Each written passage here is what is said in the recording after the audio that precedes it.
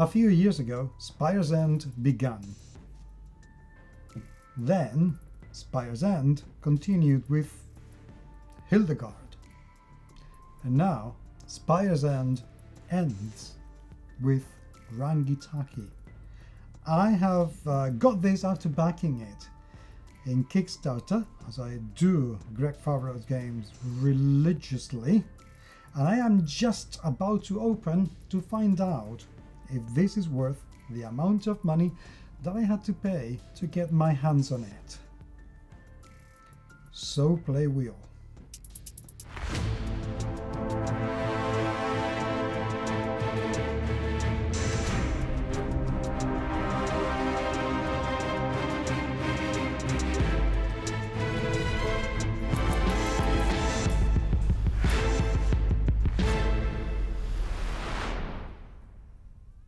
Spire's End is a solo kind of role-playing board game that you take some cards and you follow the story based on the decisions that you made and the result of some dice. It's a game that really speaks to me because I love how stories can develop and how things can be more or less, difficult to do as you go along. And the fact that we have 3 installments that make the story go even bigger, to me, is just like, magical. So I am very much looking forward to opening this, because also every single time the game has improved, both in productions, illustrations, so on and so forth.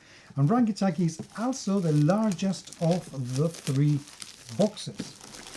So I'm really curious to know what's inside. Before I go into this, though, I also have to tell you that with this came this.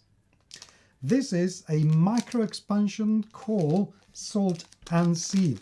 And as you can see, it comes in a perfectly beautifully sealed sachet that I am never, ever going to open. I can't bring myself to do it. So unless I manage to get my hands on another one, or I lose my mind, for instance, I don't know, I'm never going to know what's in here. That's it. So, okay, the cover is absolutely beautiful. I really, really like the whole atmosphere of Rangitaki. This is obviously not a weak character. This is not a weak character, even though the amount of skulls is obviously overwhelming. But this is not a weak character, and the presence of this reduced heading here is testimony that this is somebody who knows what they're doing. The bag gives us just a tiny little bit of what this is all about. It's a 1-player, 16 and up, so we can expect adult themes, and 2 to 3 hours. Make it a little bit longer than that. You will want to enjoy this. At least I did want to enjoy the other ones. So. Okay, so I'm getting excited about this. Okay, the cover is really thick and nice. This is, even though it doesn't have any support inside, as you can see, because you can see my face through it, but it doesn't bend easily. This is good quality stuff. And inside we get the survival guide. Okay, let's take a quick look at what's inside. This is, I don't know how many pages, because I got 16, 18, 20 pages, give or take, which is good. And we get the Age of Bedlam. Bedlam. What a word, my goodness. We don't use that word often enough. We should use that word a lot more. It sounds beautiful, it sounds bedlam. Anyway, inside, I love the layout. Ooh, I love the layout. This is good. This is clean. I love the separation between paragraphs. Thank you, Gregory. Thank you very, very much. And I like how it's been divided, the pages. They've all been divided into, to make sure that all the data is in the right place and you know exactly where to go depending what kind of data you want, which is very good. There's a fair amount of ruling though, more than in the previous ones. But then the game has grown in complexity, so why not? Still doesn't feel like it is overwhelmingly heavy, so I'm okay with it. Back to the box. We get a... Oh! So many things. Anyway, I shouldn't get this excited this quickly, shouldn't I? Okay, so this is the playing board where we're going to be laying our cards. And so we have a space for 2, 3, 4, 5, 15 cards. 4 tokens. Actually, one thing that's very good is that it lays completely flat. I don't have to do anything. It lays flat, which is great, and an awful lot of board games should learn something about it. It's very thick, it's very heavy, it feels good. So that's a very good starting point. So we get dice, we get tokens, and we get... Well, let's start with token. Why am I thinking about this so much? I'm going to show you everything anyway, so why am I bothering? Ooh, this feels good. This feels very, very good. And they have little crosses, well, except the orangey ones. The orangey ones don't do, and neither the bluish turquoisey ones, which... Different shades. Good art direction, Greg. Good art direction. Thank you. I knew that you were thinking about me at the time. So anyway, these tokens, plastic, they're not embossed. So eventually, as in, I don't know, you've played this about 20 times, this is likely to start rubbing off, but you will have played 20 times by then. So don't make a mess of it. Okay, that's that. Wait a second, I need to be tidy, otherwise my husband tells me off. Okay, next bag, we get some dice.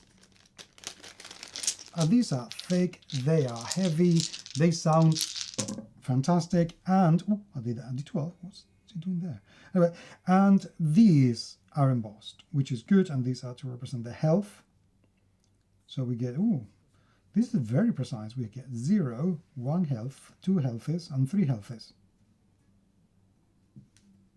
But they feel very chunky. I like that. I don't know why the D12 is here. I'm guessing that this is going to be something to do with effects or something like that. Oh, but this is not a D12. This is something else, because the D12 only goes to 12 and this one goes to 15. And yet it is indeed a dodecahedron. So we must be missing some numbers. I am not going to check which ones though. You will need to find out. But just so you know that this gets all the way up to 15. And that makes it special, different. Cooler? We get 3 D20s. I'm guessing they're going to be D20s, because if the 12 wasn't D12, maybe this is, I don't know, this is 33. No, it's a 20. They get to 20. Okay, good. So D20s. I needed some of those.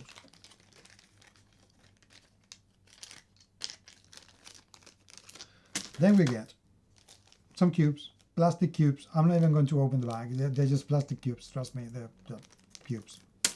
And now we go into the... Oh, this is interesting. We get the box. We get this beautiful insert where everything goes, the cards and everything. But there are for 4 cards, not for 3 decks, but for 4 decks. Now, can I place my mini expansion that will never see the light of day in here? No. Okay. Let's open one of these decks. Okay, let's... I'm getting excited about this. And you know why? Because I get the feeling that I am not going to need my Stanley knife to be able to open these decks. And that's very good, because it makes it easier to open it. Right, we get cards of all sorts of things. So Nalu, I don't know who Nalu is. Gross at Rangitaki, I don't know what any of these things is. Now, the material is okay.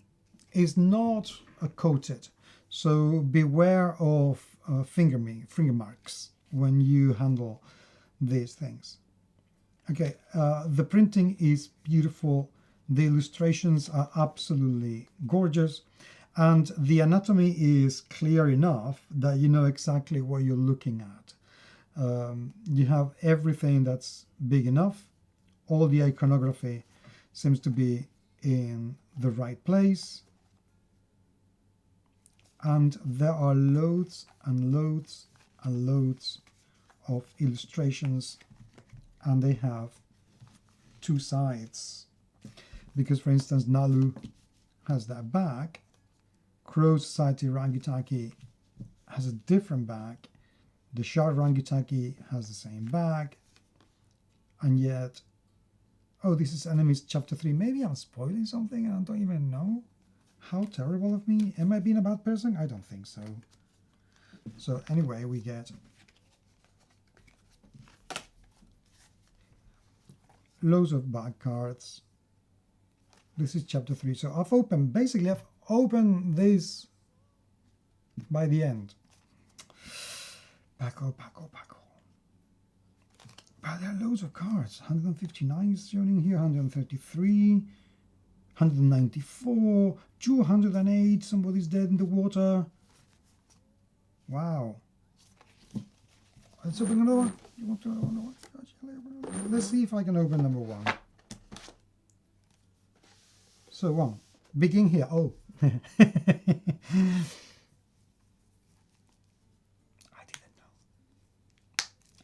didn't know.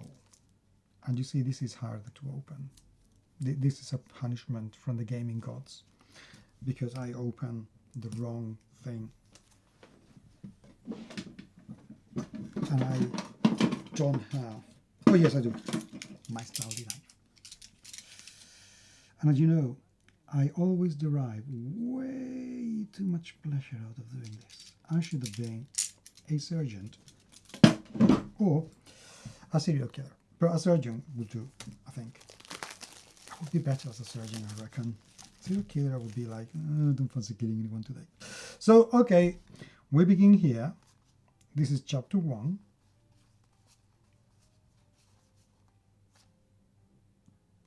And I like how, being a little bit more serious now, I like how as the game progresses, the bag change. So I reckon this is going to mean that the bag is related to whatever it is happens.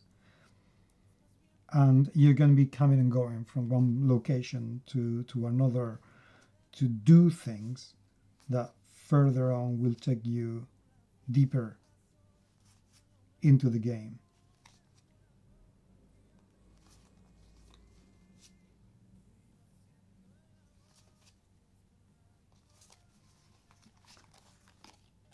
And as with previous installments, you get exactly what you're meant to be doing. You get your text and your choices, and then you decide what you want to do. Pull card 83, 45, then refuse finger or toe. Am I meant to be giving up a toe already?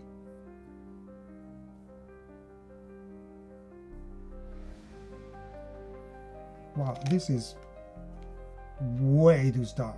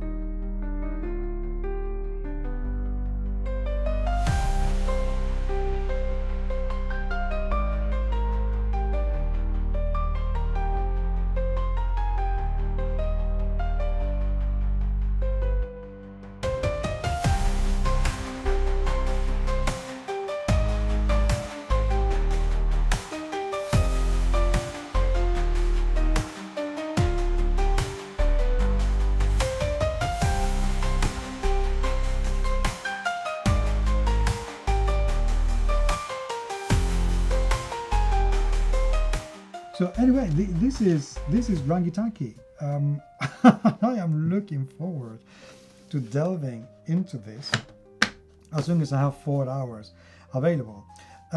Production-wise, this has delivered exactly the same thing that the previous installments of Spire's End did. So apart from the fact that the box is a little bit bigger, I wish they were all the same size, more or less, because it would be easier to keep on the shelves. But to be perfectly honest, if that is the only criticism I have, that's not a lot of criticism. So Greg, seriously, very well done, mate. I'm looking forward to seeing what else is hidden in Rangitaki. So as soon as I've managed to play this, I will let you all know. And if you have already played it, please let me know what you think. No spoilers, okay? I want to go with a clean slate of mind into this, but I would love to hear what you have to say about it. But until the next time, thank you so much for being with me today, and I will talk to you very, very soon. Take care. So play well.